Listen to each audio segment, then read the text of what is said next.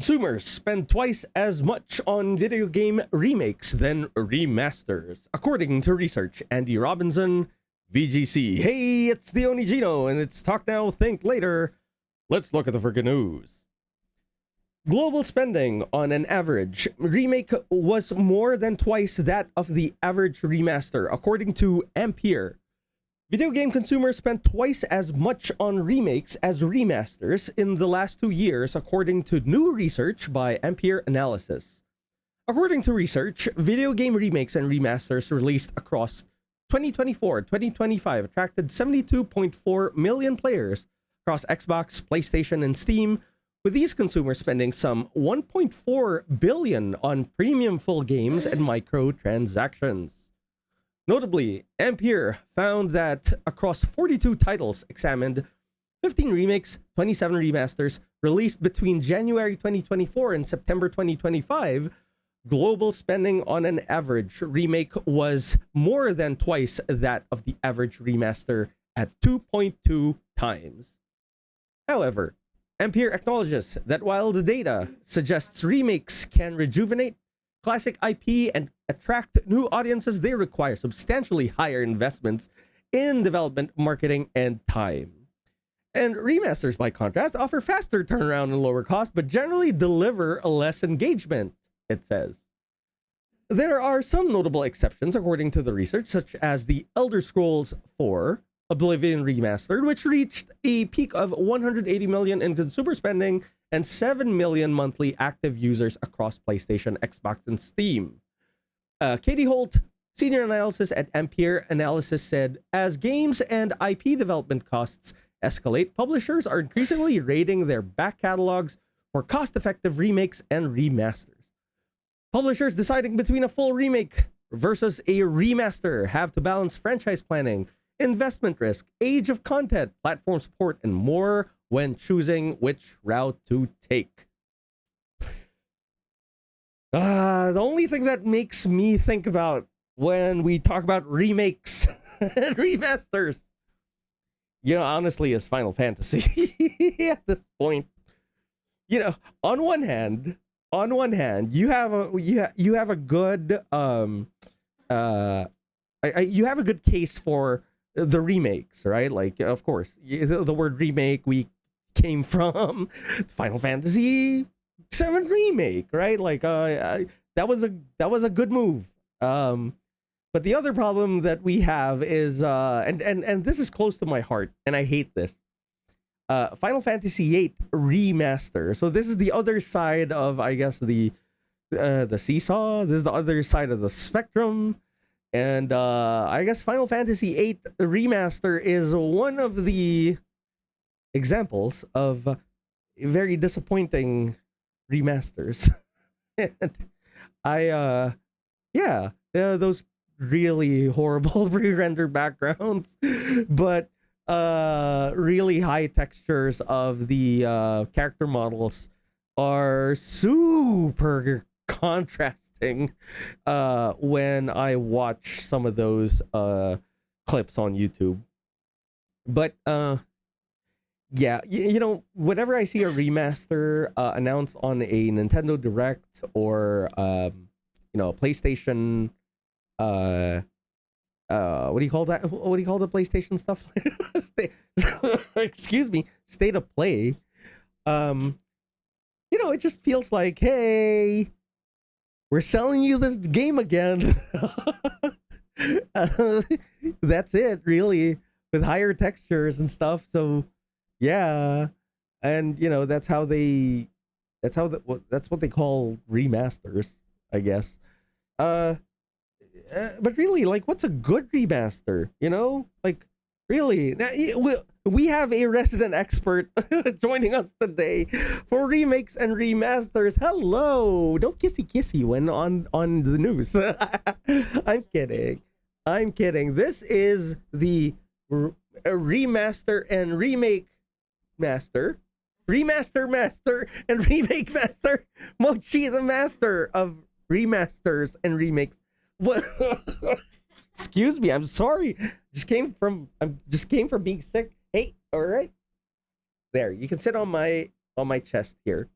what do you think of the Final Fantasy VIII remaster?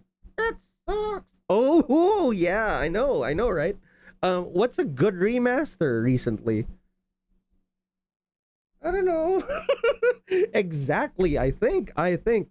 So I don't really know. Like, some of these remasters, they just they basically ask for more money for the same thing, right? Like, it's just good, especially for that Switch tax, right? Like, for those remasters and everything. I think she's had enough. Okay, all right, all right. You got to go back to your research on remasters and remakes. You can go back. Thank you, Mochi, the remaster master. Um, yeah. No, really. What is a good remaster? This isn't a remaster, but I'm just gonna say, oh yeah, oh yeah. Another yeah, another good remake is the Legend of Zelda Link's Awakening on the Nintendo Switch, because it did not undermine the quality of the Game Boy version, because you can still play that, and it's, of course, it's the same story, but then, the whole pixel art thing, and everything like that is crazy good. um but then you have this you have this other side of a more diorama, looking thing, and it's a different experience. It's a different, like, flavor. It's the atmosphere is just like, it's so different, and and I like that. I think, you know it's like a super faithful remake, because it's the same story, it's the same gameplay, and you've got, I mean, you could even call it a remaster, couldn't you? Like, it's basically a remaster, right? Like, because it's just updated graphics and some quality of life stuff, but like, it's exactly the exact same game, the exact same puzzles, the exact same, like, you know, dungeons, etc., stuff like that. So I don't know. I see why remasters are, at the private browsing.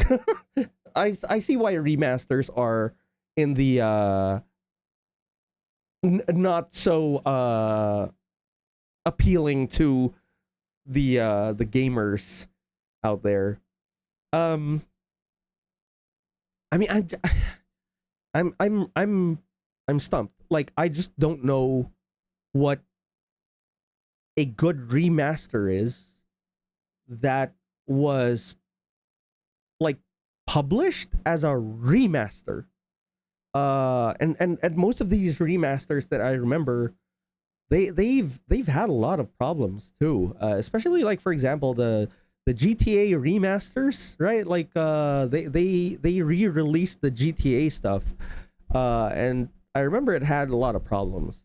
Uh, I guess Metal Gear Delta, which is basically Metal Gear Solid 3. I haven't played that, but I've heard really good things about it. That didn't seem to me like it's a remake. To me, it's more, the spirit is more of a remaster, isn't it? Because I'm hearing that it's mostly exactly the same game, but just not just, of course, updated graphics, not like, just like throwing textures on it, higher textures, etc.